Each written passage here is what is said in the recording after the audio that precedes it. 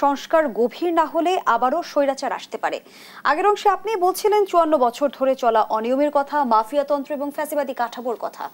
আমার প্রশ্ন হলো, নির্বাচিত সরকার এসে খোল নলচে সবকিছু বদলাতে পারবে কি? কেন পারবে না?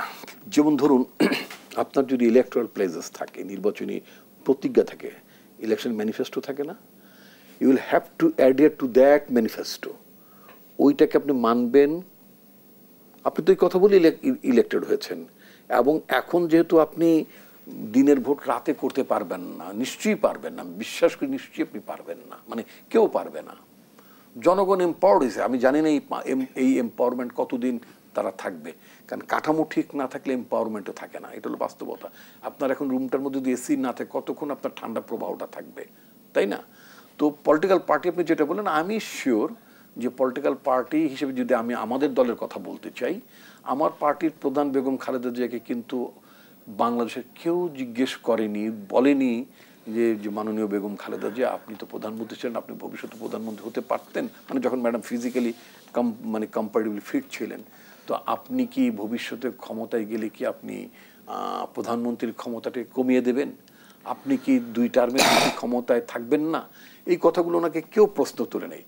ইট ওয়াজ বেগম খালেদা, আমাদের পার্টি চেয়ারপারসন, তিনি নিজে ভলান্টারি বলেছেন যে প্রধানমন্ত্রীর মেয়াদকালটা 2 টার্মের মধ্যে লিমিট হওয়া উচিত। ইট ইজ বিএনপি, এই যে 31 দফা বলছি আমরা, বিএনপি বলেছে যে রাষ্ট্রপতি এবং প্রধানমন্ত্রীর ক্ষমতার মধ্যে একটা ভারসাম্য থাকা দরকার। বিএনপি বলেছে আর্টিকেল 70-র মধ্যে অসঙ্গতিগুলো দূর করা দরকার, তাই না? নানাবিধ যে সংস্কারগুলো, এরকম 31 পয়েন্টস বিএনপি এই জিনিসগুলোকে রেজ করেছে। এখন আবার যদি বলি যে করবে কিনা, মানে করবে কিনা, আপনি প্রশ্ন করলেন না, একটা ছোট্ট উদাহরণ দেই। উদাহরণটা মোটেও ছোট না, বাট অত্যন্ত গুরুত্বপূর্ণ উদাহরণ। 1991-এ 91 সালে যখন আমাদের পার্টি যখন গভর্নমেন্ট ফর্ম করলো, আমাদের ম্যানিফেস্টোর মধ্যে কিন্তু অবশ্যই সংসদীয় গণতান্ত্রিক ব্যবস্থা বা প্রধানমন্ত্রী শাসিত সরকারি ব্যবস্থার কথা কিন্তু আমাদের কোনো প্রতিজ্ঞা ছিল না, কথাটা খেয়াল করবেন। We did not have any place, আমাদের কোনো প্রতিজ্ঞাই ছিল না যে আমরা রাষ্ট্রপতি শাসন ব্যবস্থা থেকে প্রধানমন্ত্রী শাসন ব্যবস্থায় ফিরে আসব, মানে এটা গ্রহণ করবো, অ্যাডপ্ট করবো আমরা, এই প্রমিস বা প্রতিশ্রুতি ছিল না আমাদের। ইলেকশনই কথা আওয়াজই আসে না। আওয়ামী লীগ তারা দাবি করেছিল, ঠিক আছে। তো যখন নির্বাচিত বেগম খালেদা যখন প্রধানমন্ত্রী হলেন, তখন তৎকালীন বিরোধী দলের পক্ষ থেকে, আওয়ামী লীগের পক্ষ থেকে তৎকালীন সংসদ নেত্রী বেগম খালেদা জিয়াকে বলা হলো যে আপনারা যদিও আপনারাই মেজরিটি, আপনারাই গভর্নমেন্ট ফর্ম করেছেন, আমরা খুবই খুশি হব যদি আপনারা রাষ্ট্রপতি শাসন ব্যবস্থার পরিবর্তে যদি প্রধানমন্ত্রী শাসিত ব্যবস্থায় ফিরে যান।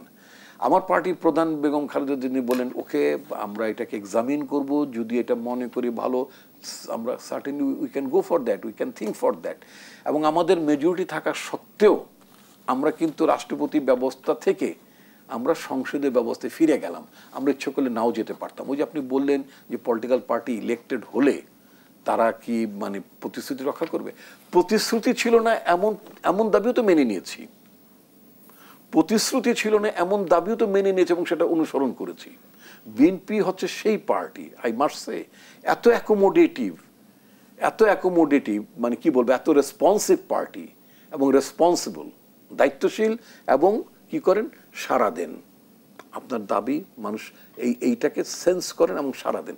যেমন মনে করুন একটা সময় আপনার কেয়ারটেকার গভর্নমেন্ট, যেটা এখন আমরা কেয়ারটেকার গভর্নমেন্টের কথা বলছি, উচ্চ আদালতে কেয়ারটেকার গভর্নমেন্টের ব্যাপারে ইলেকশনের আগে during time of election caretaker গভর্নমেন্টের বিধানটা তো ফিরিয়ে আসছে, পরবর্তীতে তাই হবে। তো সেখানে আপনার এই কেয়ারটেকার গভর্নমেন্টের পক্ষে ইনিশিয়ালি আমরা ছিলাম না, এটা সত্য। আমরা তো অন্যদের মধ্যে মিথ্যা কথা বলবো না, আমরা কেয়ারটেকার এনেছি, আমরা কেয়ারটেকার চেয়েছি, এ কথা আমি বলি না, আমরা বলবো না। We are not in favour of caretaker government, সেটার পেছনে আমাদের যুক্তি ছিল। বাট বাংলাদেশের পার্সপেক্টিভটা হচ্ছে, বাংলাদেশে আগামী 200 বছর, নেক্সট 200 ইয়ার্স আপনার কেয়ারটেকার গভর্নমেন্ট লাগবে, যতদিন না পর্যন্ত ডেমোক্রেটিক পলিটি, ডেমোক্রেটিক কালচারের মধ্যে, বিহেভিয়ারাল প্যাটার্নের মধ্যে, আচরণগত বিষয়গুলোর মধ্যে, রাজনৈতিক আচরণের বিষয়গুলোর মধ্যে যতক্ষণ পর্যন্ত সংবেদনশীলতা, অপরের প্রতি শ্রদ্ধার যে বিষয়গুলো, এগুলো যতদিন রেস্টোর না হবে এবং না মেনে চলা হবে, ততদিন পর্যন্ত আপনার কেয়ারটেকার গভর্নমেন্টই সংস্কারের নানামুখী প্রস্তাব নিয়ে আলোচনা হচ্ছে। আমি বলছি দেখেন, সেজন্য পরবর্তীতে কিন্তু আমাদের পার্টি, আমরা কিন্তু আওয়ামী লীগের মতো আমরা কিন্তু ধানাই পানাই করে ক্ষমতায় পুলিশ ব্যবহার করে, র্যাব ব্যবহার করে আমরা টিকে যেতে পারতাম, এক্সারসাইজ করতে পারতাম, মানুষজনকে মেরে কুটে পিটিয়ে গুমঠুম করে থাকতে পারতাম।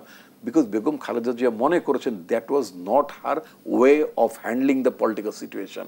উনি ওই লাইনে যান নাই, উনি স্ট্রেইট বলেছে সো হোয়াট, ক্ষমতা ছেড়ে দেবো। একটা ইলেকশন আওয়ামী লীগ বয়কট করার কারণে অলমোস্ট ওয়ান সাইডেড ইলেকশন হয়েছিল, উনি সেই ইলেকশন উনি পার্লামেন্ট ডিসলভ করে দিয়ে উনি আবার চলে আসছেন, কেয়ারটেকার গভর্নমেন্টের বিল পাস করেছেন, কেয়ারটেকার গভর্নমেন্টের মাধ্যমে ইলেকশন হয়েছে, উনি অপোজিশনে গিয়েছেন। আমার কথা হচ্ছে যে এই যে মানে এই কথাটা আমি এই কারণে উদাহরণগুলো টানলাম যে আমাদের পার্টি বাংলাদেশ জাতীয়তাবাদী দল, তার নেত্রী বেগম খালেদা জিয়া এবং আমাদের বর্তমান নেতা জনাব তারেক রহমান, তিনি তো এই বিষয়গুলো মানে he is a man of promise, man of commitment. তিনি অনেকগুলো কথা যদি আপনি দেখেন, এই যে 5ই আগস্টের আগে পরে উনি অনেকগুলো কথা বলেছেন। আমি আপনার দর্শকদেরকে আশ্বস্ত করতে চাই, এর উনি যা যা বলেছেন তা থেকে বিন্দু পরিমাণ জায়গাও তারেক রহমান শিফট করবেন না। এবং এনসিপি কিন্তু বলছে যে জুলাই সনদের খসড়া মেনে নিতে পারি না। দলটি বলছে যেসব বিষয়ে ঐকমত্য তৈরি হচ্ছে নির্বাচনের আগে একটি আইনি কাঠামোর মাধ্যমে সেগুলো বাস্তবায়নের নিশ্চয়তা দিতে হবে। না, সেটা আইনি কাঠামোটা নিশ্চয়তা দিতে হবে, তো নিশ্চয়ই আইনি কাঠামো তো লাগবেই। যেমন মনে করেন আপনার এখন মানে কেয়ারটেকার মানে এখন এখন যে ইন্টারিম গভর্নমেন্ট আছে, এই ইন্টারিম গভর্নমেন্টের কিছু লিমিটেশন আছে। ইন্টারিম গভর্নমেন্ট কোন কোন বিষয়গুলোতে সিদ্ধান্ত নিতে পারে, কোন কোন বিষয়গুলো সিদ্ধান্ত নিতে পারে না। Interim government interim government, but ultimately এই গভর্নমেন্টকে অনেকগুলো সিদ্ধান্ত নিতে হয়েছে, ইনক্লুডিং আপনার মানে ইউএসটিআর মানে আপনার মার্কিন যুক্তরাষ্ট্রের ট্রেড রিপ্রেজেন্টেটিভদের প্রপোজালগুলো, তারপর আপনার নন ডিসক্লোজার এগ্রিমেন্ট থেকে শুরু করে অনেকগুলো কাজে তারা গিয়েছেন। কিন্তু আইনি কাঠামোর বিষয়ে বিএনপির কোনো আপত্তি আছে কি? আইনি কাঠামো বলতে আমরা এটা তো বলি যেটাকে বলে স্মুথ ট্রানজিশন। স্মুথ ট্রানজিশন যেমন মনে করেন, আমি আপনাকে ছোট্ট একটা উদাহরণ দিই, আমাকে যদি ফিউ সেকেন্ডস দেন। জাস্টিস শাহাবুদ্দিন উনি একটা কন্ডিশন দিয়েছিলেন যে আমি তোমাদের প্রস্তাবে 91 সালে উনি তো প্রধান বিচারপতি বলছেন, আমি তোমাদের প্রস্তাবে রাষ্ট্রপতির দায়িত্বভার গ্রহণ করতে রাজি আছি for the time being. I will act as the chief of the caretaker government, অর্থাৎ অ্যাক্টিং প্রেসিডেন্ট তিনি হলেন, বাট কন্ডিশনটা ছিল যে আমাকে কিন্তু একটা প্যাসেজ ক্রিয়েট করে দিতে হবে সো দ্যাট আমি আমার আমি যেন প্রধান বিচারপতির পদে ফিরে যেতে পারি, কারণ আমি ওই পদে ছিলাম, আমার টেনিউর শেষ না পর্যন্ত আমি ওখানে সার্ভ করতে চাই। তো পলিটিক্যাল পার্টিগুলো অ্যাগ্রি করলো এবং ওনার জায়গায় ফেরত দেওয়ার জন্য এটা একটা নজিরবিহীন আইনি সংশোধনী। তো এই নজিরবিহীন আইনি সংশোধন ওনাকে জাস্ট ফ্যাসিলিটেট করার জন্য সংবিধানটার সংশোধনে আনা হলো। তো আইনি যে কাঠামোটার কথা বলি, যে একটা তো আপনার মানে যদি একটা অনির্বাচিত সরকার দেশে ছিল, সে অনির্বাচিত সরকারের পরিবর্তে জনগণের আকাঙ্ক্ষা একটা সরকার এসেছে, সে সরকারকে অনেকগুলো দায়িত্ব পালন করতে হচ্ছে এবং হবেও। সুতরাং একটা লিগ্যাল ট্রানজিশন। ধন্যবাদ জানাচ্ছি ডক্টর আসাদুজ্জামান।